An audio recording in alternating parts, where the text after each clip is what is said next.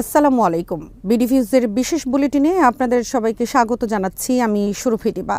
ইসরায়েলকে লক্ষ্য করে স্মরণকালের সবচেয়ে বড় মিসাইল হামলা চালিয়েছে ইরান।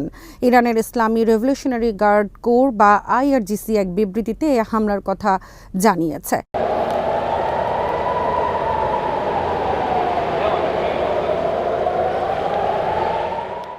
ইসরায়েলের সেনাবাহিনী হামলার কথা স্বীকার করে প্রতিরোধের হুমকি দিয়েছে। হামলায় ইসরায়েলের একটি বিমান ঘাঁটি ধ্বংস হয়েছে। ইসরায়েলের পুরো মন্ত্রিসভা ভয়ে বাংকারে আশ্রয় নেয়। হামলায় হতাহত হয়েছে বহু ইসরায়েলি, যদিও ইসরায়েলের পক্ষ থেকে এখনও পুরো ক্ষয়ক্ষতির চিত্র প্রকাশ করা হয়নি।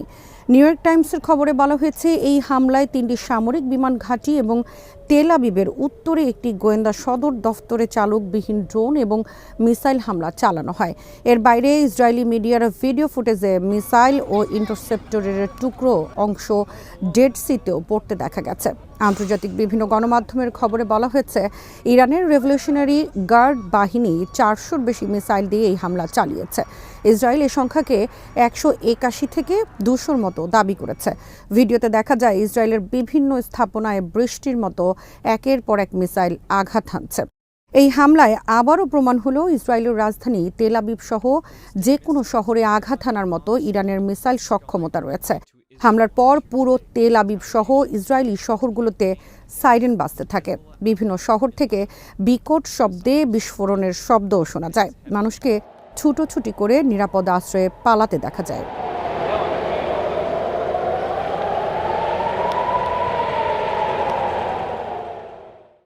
ইরানের রেভলিউশনারি গার্ড বাহিনী আইআরজিসি দাবি করছে, আত্মরক্ষার তাগিদেই তারা এই হামলা চালিয়েছে। মিসাইল হামলার পরপরই আইআরজিসি এক সংক্ষিপ্ত বিবৃতিতে জানিয়ে দেয় মিসাইল হামলা শুরু। পরে আইআরজিসি আরও জানায়, হামাস নেতা ইসমাইল হানিয়া, হিজবুল্লাহ নেতা সৈয়দ হাসান নাসরুল্লাহ এবং আইআরজিসির ডেপুটি কমান্ডার আব্বাস নীলফরশানের হত্যার বদলা নিতেই এই হামলা চালানো হয়েছে। আইআরজিসি তার বিবৃতিতে দাবি করেছে, দখলদার ইসরায়েলের কলিজায় আমরা আঘাত হেনেছি। আইআরজিসি ইসরায়েলকে সতর্ক করে দিয়ে বিবৃতিতে আরও জানিয়েছে, ইসরায়েল যদি এই হামলার কোনো রকমের প্রতিক্রিয়া দেখানোর চেষ্টা করে তাহলে আরও মারাত্মক হামলা চালানো হবে। ইসরায়েলের সামরিক ও নিরাপত্তা কাঠামোগুলো টার্গেট করে হামলা চালানো হয়। বিশেষ করে তেল আবিবের 3টি সামরিক ঘাঁটি এর মূল টার্গেট ছিল। ইরানের রাষ্ট্রীয় টেলিভিশন বলছে, এ হামলায় ইরান প্রথমবারের মতো ফাতাহ নামের হাইপারসনিক ব্যালিস্টিক মিসাইল নিক্ষেপ করে। মিসাইল হামলার পাশাপাশি বড় ধরনের একটি সাইবার আক্রমণ পরিচালনারও দাবি করেছে ইরান। জাতিসংঘে ইরানের স্থায়ী মিশন বলেছে, এই হামলা বৈধ, যৌক্তিক এবং এর আইনগত ভিত্তি রয়েছে। ইসরায়েলের সন্ত্রাসবাদী কার্যক্রমের জবাবে এই হামলা চালানো হয়েছে বলেও উল্লেখ করেছে ইরানি মিশন।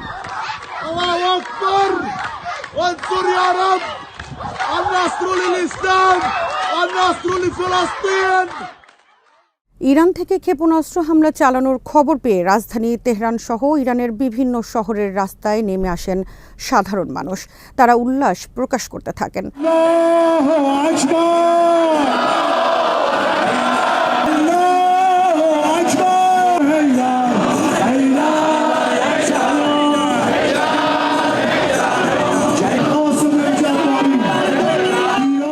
ফিলিস্তিনের গাজা ও পশ্চিম তীরের বাসিন্দারা এবং লেবাননের মানুষও ইরানের এই হামলার প্রতিক্রিয়ায় উল্লাস করতে রাস্তায় বেরিয়ে আসেন।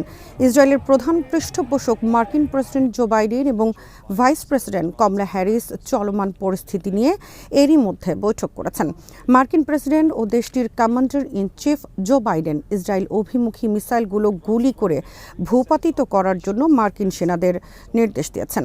ইরানের মিসাইল হামলার পর থেকে ইসরায়েলের সবগুলো বিমানবন্দর বন্ধ করে দেওয়া হয়েছে। এছাড়া জর্ডান ও ইরাকের বিমানবন্দরগুলোতেও সাময়িকভাবে বিমানের ওঠানামা স্থগিত করা হয়। ইসরায়েলের দিকে ছোড়া অনেক মিসাইল ভূপাতিত করেছে জর্ডান। এরপরও ইসরায়েলের অ্যারো আকাশ প্রতিরক্ষা ব্যবস্থা ভেদ করে ইসরায়েলের নেভি 3 বিমান ঘাঁটিতে আঘাত করে। এই বিমান ঘাঁটিতে F-16 ও F-35 যুদ্ধ বিমান ছিল। এর আগে গত এপ্রিলে ইরান যখন ইসরায়েলে মিসাইল হামলা চালিয়েছিল তখন জর্ডান এসব মিসাইলকে ভূপাতিত করে ইসরায়েলের নিরাপত্তা নিশ্চিত করে। জর্ডানের জননিরাপত্তা অধিদপ্তর বলেছে তাদের এয়ার ডিফেন্স সিস্টেম ইরানের মিসাইল ও ড্রোনগুলোকে বাধা দিয়েছে। ইরান দাবি করেছে তারা যে ব্যালিস্টিক মিসাইলগুলো নিক্ষেপ করেছে তার মধ্যে ৮০% মিসাইল টার্গেটে আঘাত হানতে সক্ষম হয়েছে।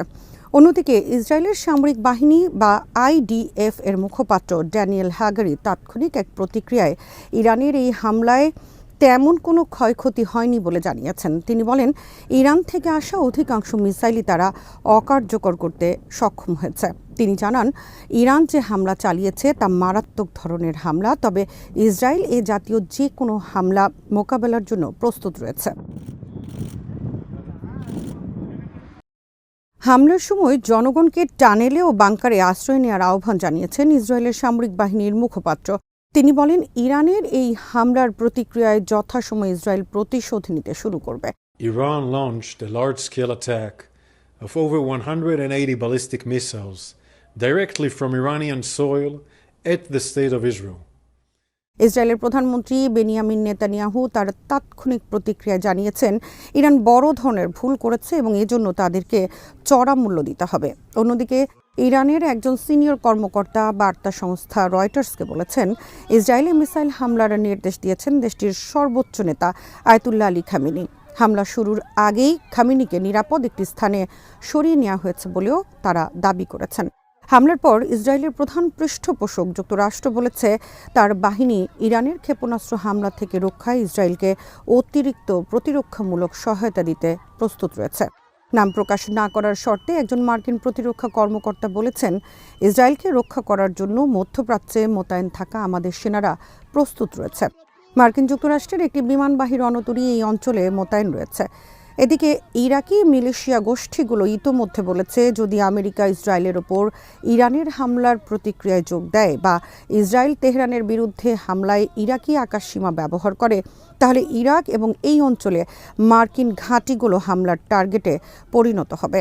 হামলার পর জাতিসংঘের মহাসচিব অ্যান্তোনিও গুতেরেস মধ্যপ্রাচ্যে ক্রমবর্ধমান সংঘাতের নিন্দা করেছেন। এই অঞ্চলে একের পর এক সহিংসতার নিন্দা জানিয়ে গুতেরেস বলেন, এই সংঘাত ও সংঘর্ষ অবশ্যই থামাতে হবে। অনতিবিলম্বে একটি যুদ্ধবিরতি দরকার। মার্কিন জাতীয় নিরাপত্তা উপদেষ্টা জ্যাক সুলিভান বলেছেন, ইসরায়েল কিভাবে ইরানের এই হামলার প্রতিক্রিয়া জানাবে তা নিয়ে যুক্তরাষ্ট্র ও ইসরায়েলের নীতি নির্ধারকেরা এরই মধ্যে আলোচনা শুরু করেছেন। অন্যদিকে ইসরায়েল অঙ্গীকার করেছে তারা ইরানের মিসাইল হামলার ক্ষয়ক্ষতি যেমন নিরূপণ করবে, তেমনি একই সাথে মধ্যপ্রাচ্য জুড়ে শক্তিশালী হামলা চালিয়ে যাবে।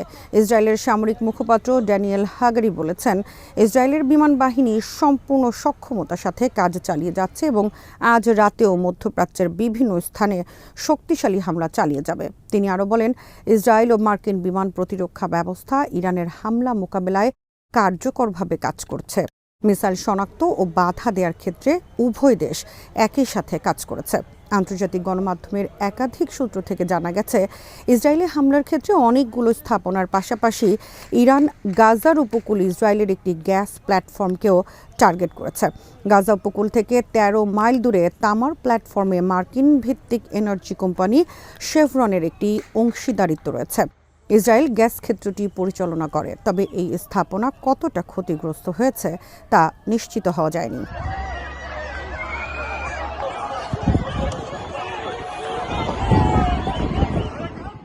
ইসরায়েলি হামলার প্রশংসা করে হামাস একটি বিবৃতিতে হামলার জন্য ইরানকে ধন্যবাদ জানিয়েছে। জানা গেছে, গত এপ্রিলের হামলার মতো এবারের হামলা চালানোর কিছু সময় আগে যুক্তরাষ্ট্রকে এই হামলার কথা আগাম জানিয়েছিল ইরান। এপ্রিলের হামলায় ১২০টি ব্যালিস্টিক ক্ষেপণাস্ত্র, ১৭০টি ড্রোন এবং কয়েক ডজন ক্রুজ মিসাইল নিক্ষেপ করা হয়। এবারের হামলায় ব্যাপকতা সে তুলনায় অনেক বেশি। যুক্তরাষ্ট্র জেনে যাওয়ার পরপরই তেল আবিবকে এই হামলার আগাম বার্তা পৌঁছে দেয়। ফলে মঙ্গলবার সন্ধ্যার পরপরই IDF হোম ফ্রন্ট হামলা শুরু হওয়ার আগে থেকেই রকেট সাইরেন বাজিয়ে নাগরিকদের বাংকারে আশ্রয় নেওয়ার জন্য সতর্ক করে। সব মিলিয়ে এবার ১০ মিলিয়ন বা প্রায় ১ কোটি লোককে বাংকারে সরিয়ে নেওয়া হয়েছিল বলে দাবি করেছে ইসরায়েলি গণমাধ্যম টাইমস অফ ইসরায়েল। ইরানের একজন সিনিয়র কর্মকর্তা রয়টার্সকে বলেন, ইসরায়েলের ওপর মিসাইল হামলা শুরু হওয়ার কিছুক্ষণ আগে ইরান যুক্তরাষ্ট্রকে জানিয়েছিল।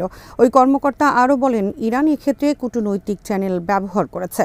যুক্তরাষ্ট্র ইরানের সাথে যোগাযোগের জন্য আরব বিশ্বের অংশীদার দেশগুলোর উপর নির্ভর করে।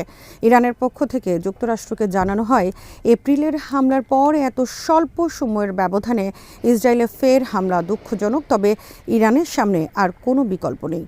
সিরিয়ার সেনাবাহিনীর সূত্রের বরাত দিয়ে রয়টার্স জানিয়েছে, ইরানের হামলা চলাকালীন সময়ে ইসরায়েল সিরিয়ার আকাশ সীমায় ক্ষেপণাস্ত্র নিক্ষেপ করে।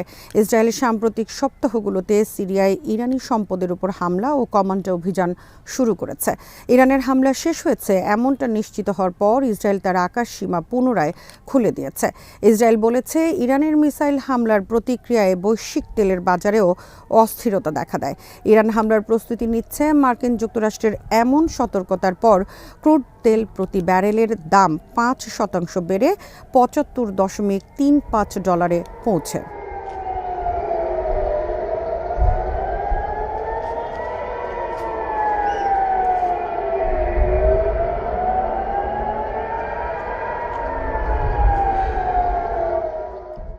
আজ এখানেই শেষ করছি। সবাই ভালো থাকুন, সুস্থ থাকুন আর দেখতে থাকুন বিডি ভিউজ। চ্যানেলটি ভালো লাগলে সাবস্ক্রাইব করুন।